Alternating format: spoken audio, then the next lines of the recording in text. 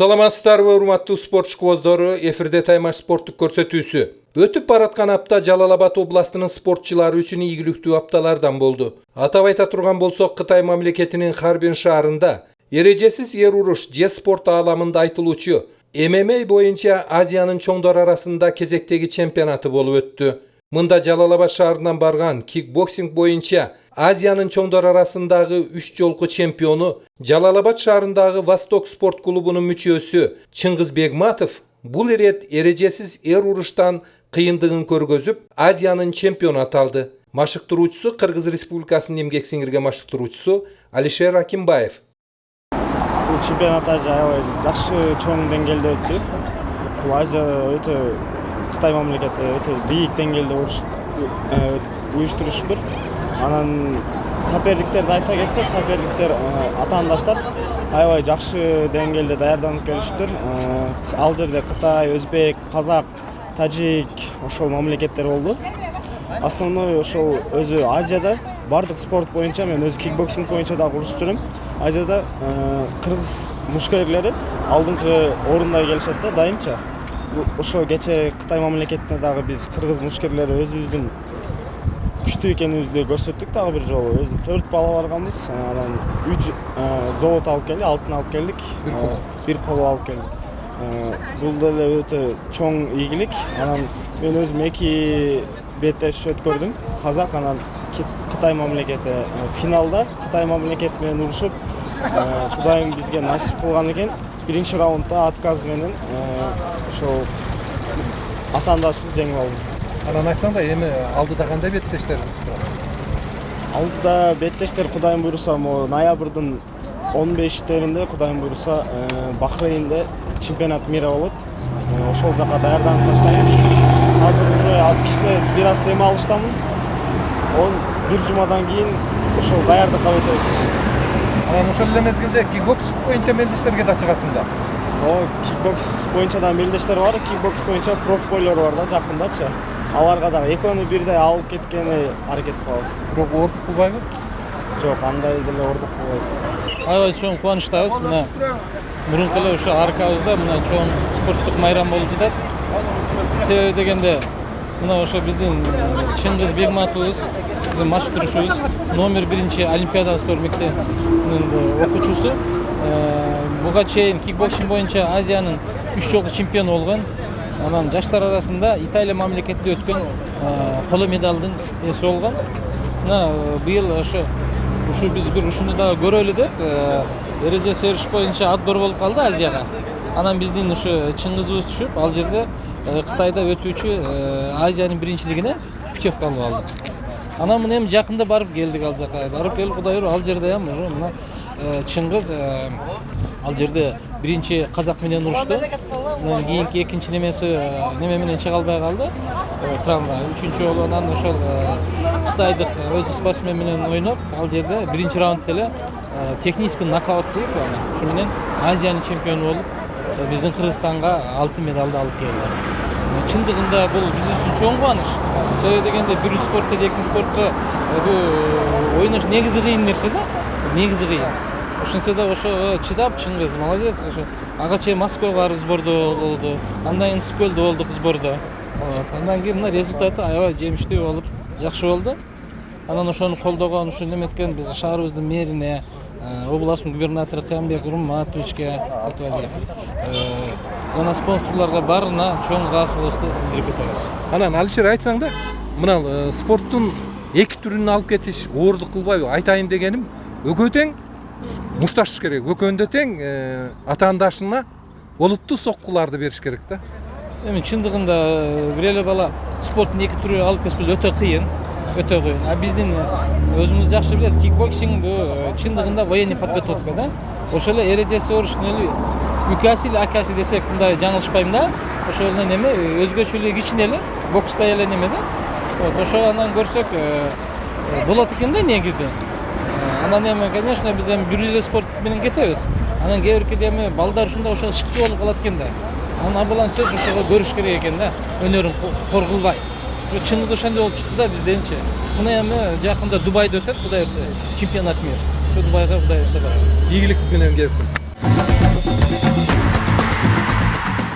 Дагы бир жеңиште Жалал Абад шаарына Иран ислам мамлекетинде грек-рим күрөшү боюнча өткөн өспүрүмдөр арасындагы Азиянын чемпионатында күмүш медалды алып келген Өмүрзак Садыков болду. Ал 68 килограммга чейинки жаш балбандардын арасында экинчи орунду багындырып, Азиянын вице-чемпиону аталды. Машыктыруучусу Кыргыз Республикасынын эмгек сиңирген машыктыруучусу Алмазбек Амиракулов.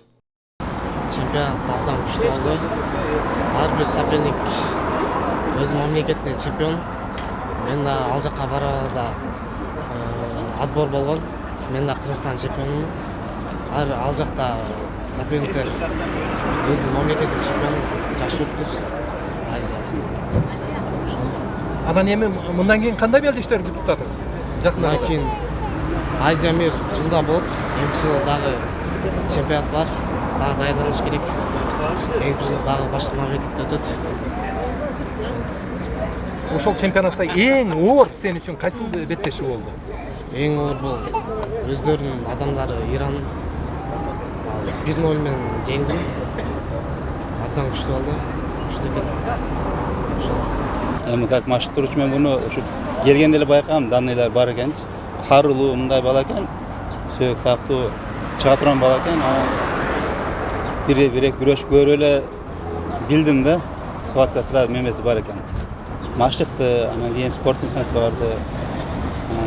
Өзү 2 жыл эле машыкты, бирок тез эле результат бере баштады. Кудай кааласа ийгиликтер алды да, көп нерселер жаратат деп ойлойм да. Жогоруда аты аталган спортчулардын ийгиликтерин эске алган Жалал Абад областынын жана Жалал Абад шаарынын жетекчилери, ошондой эле спорт тармагынын өкүлдөрү Жалал Абад шаарынын астанасы аталган Курманбек Баатырдын эстелигинин жанында тосуп алышты. Эрежесиз эр уруш боюнча Бегматов Чыңгыз 61 килограммда алтын медалды ээси болуп, Азия чемпиону болуп аталып отурат.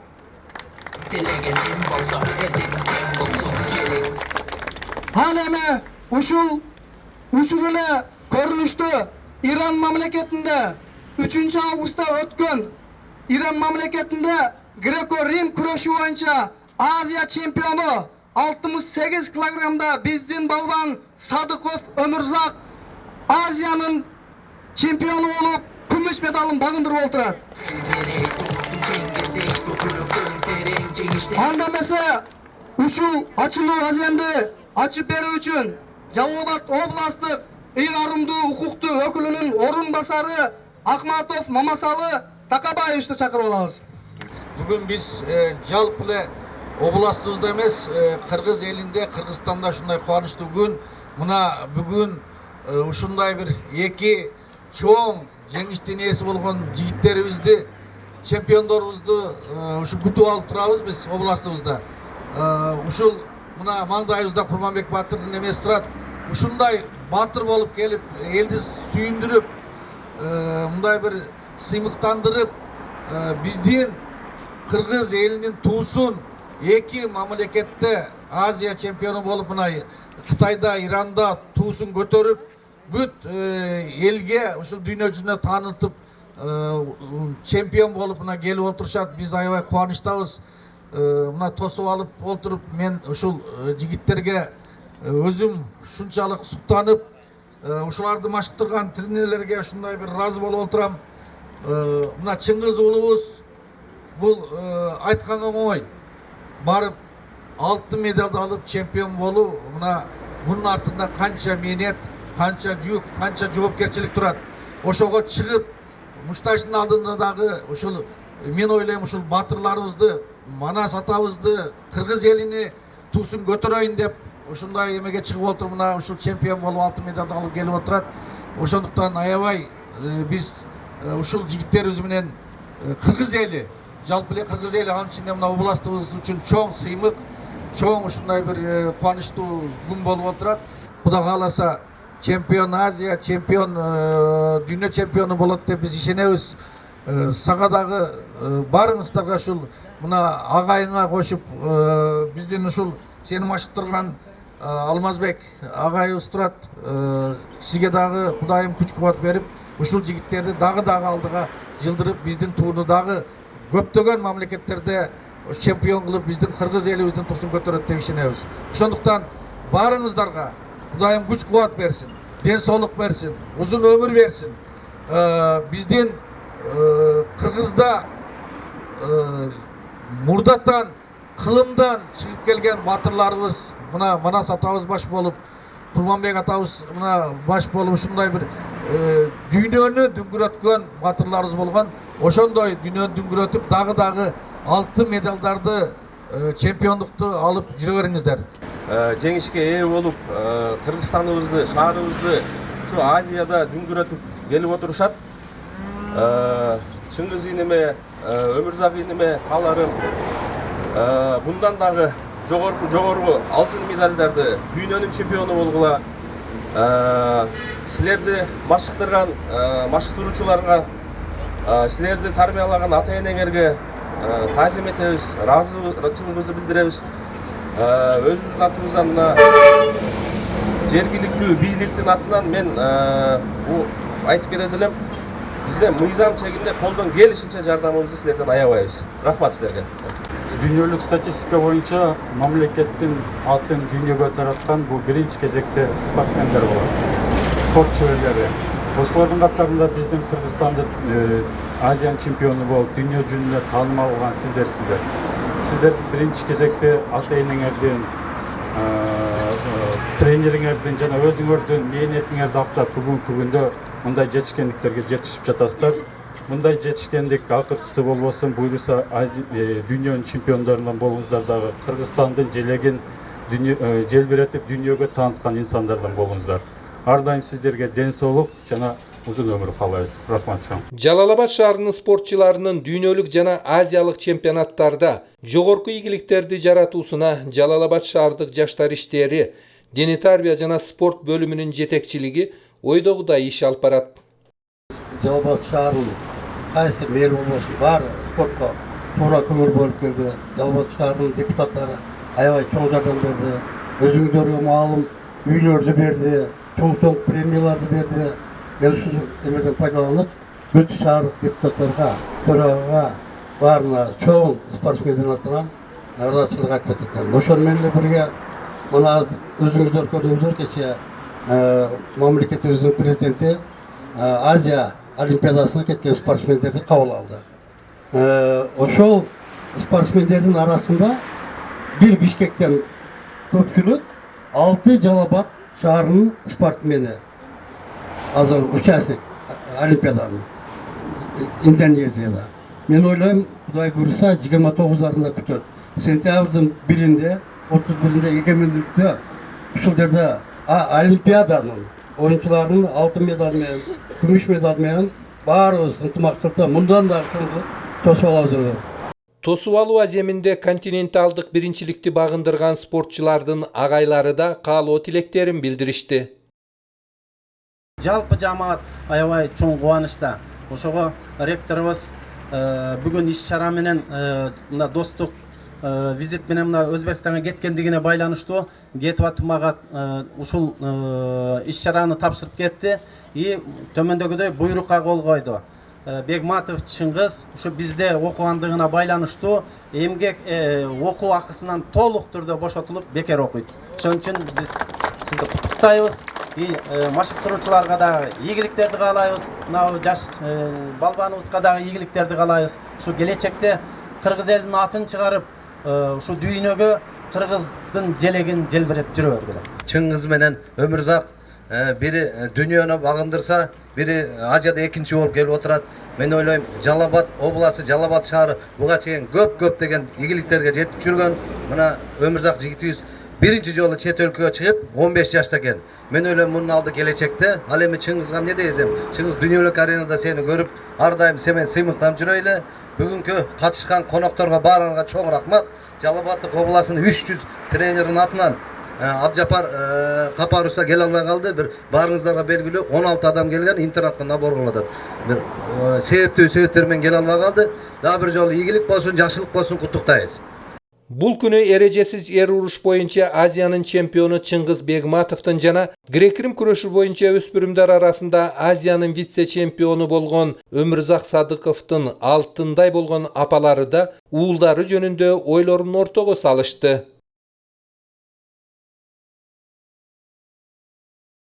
Бир топ жылдардан бери кикбокс боюнча машыгып Азиянын 3 жолку чемпиону болду. Жаштар арасында дүйнөлүк биринчиликте коло медалды алган. Анан кийин эле келип эми болсо эрежесиз эр уруш боюнча, мушташ боюнча да. Анан кийин сизге оорлук кылбайбы? Балаңыз дайыма ушу мушташтын үстүндө жүргөнү. Чындыгында эми ар бир энеге мындай мушташ эмес, баланын кичине эле бир чыпала курса кандай оор экени өтө белгилүү. Эми ага карабастан балабыздын кызыгы өзүнүн машыгуусу менен, өзүнүн таланты менен ушундай даражага жетип, өзү аракет кылып ушундай деңгээлге жетип атат. Чындыгында мага эрежесиз эр урушка катышкандыгын ушул күнгө чейин айткан эмес да. Акыркы бир айда гана билип отурам. Мен, конечно, ал мезгилде жүрөгүм ооруйт, бирок жеңишке жеткенде анын орду толукталып коет да. Сөз менен айттык, биз кубанычка ээ болосуң. Ар бир эненин бактысы балдары менен дегенде ошо балам менен сыймактанып, бүткүл эл, кыргыз эли сыймактанып жүрө берсин. Анан Чыңгыз эми бирөөлөрдү мушташып Азиянын, дүйнөнүн биринчиликтеринде чемпион болуп атат да. Анан өзү кандай бала болуп өстү? Мындайча айтканда мүнөзү. Мүнөзүн чынында айтканда башка балдарыман действительно айырмасы бар да. Өтө жөнөкөй, өтө кичпейил, мындай өзүнүн мушташканы менен андай сыртта бул өзүнүн несинен тышкары чөйрөдө эч кандай бирөө менен мушташкан, бирөө менен урушкан, жада калса бирөөгө катуу сөз сүйлөп, мындай эмне кылганын уккан эмесмин да. Өзүмө деле ошондой мамиле кылат. Биз деле ошондой мамиле менен мушташат, урушат деген мамиледе андай мамиле жок да. Өзү дагы өтө жөнөкөй, кичпейил. Сизди өтө жакшы көрөт экен да? Мени өтө жакшы көрөт. Мен да өтө жакшы көрөм. Ийгилигине чексиз алакма шүгүр айтқым келет. Анан ушу жетекчиликке, мирага, ушу бардыгы уюштурган мекеме ишканаларга чоң ыраазычылыгымды айткым келет. Бул кичинекейинен эле балам өйдөрү бала эле, спортко катышам деп, кайнежем балдар бар эле, ошо балдар спортко катышып жүрүп, кичинекейинен ошолорго кызыгып катышып аткандарын көрүп, мен да катышсам, апа мен да ушинтип акаларым чемпион болуп келген. Мен да ушундай чемпион болсом деп чоң тилектер бар болчу. Аллахым буйрса ушинтип барып келип, кыргыз элин желбиретип кел деп аябай көп жылданып турам. Мындан кийин да көптөгөн ийгиликтер жарасын, Буйрса, үмүтүм чоң баламан. Көптөгөн ийгиликтерге жетишет деп тилектешим. Менин ушу небереме болгон калуу тилегим Өмүрзагымдын өмүрү uzun болсун, өрүшү жайык болсун. Алла Таалам дайым ушуга күч-кубат берип, качпас кайрат берип, ушу Кыргызстандын элинин керегине жараган жаштардан, алдыңкы жаштардан болуп жүрө берсин. Дайыма мындан ары дагы көп ушу Кыргызстандын желегин чет мамлекеттерде желбиретип, ушул биринчи чемпион болуп, немелерди багындыра берсин деп тилектешим балама. Рахмат. Азияны багындырган чемпиондорго жана алардын жакындарына, досторуна областтын ардактуу инсандары да өздөрүнүн куттук сөздөрүн айтышты.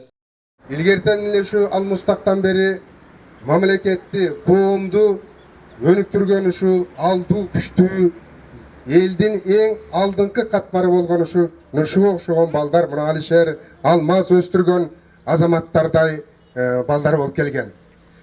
Манастын дагы Кыркчоросу Чубак баш болуп, Алмамбет баш болуп, Сыргак баш болуп, бардыгы ушу баатырлар болгон.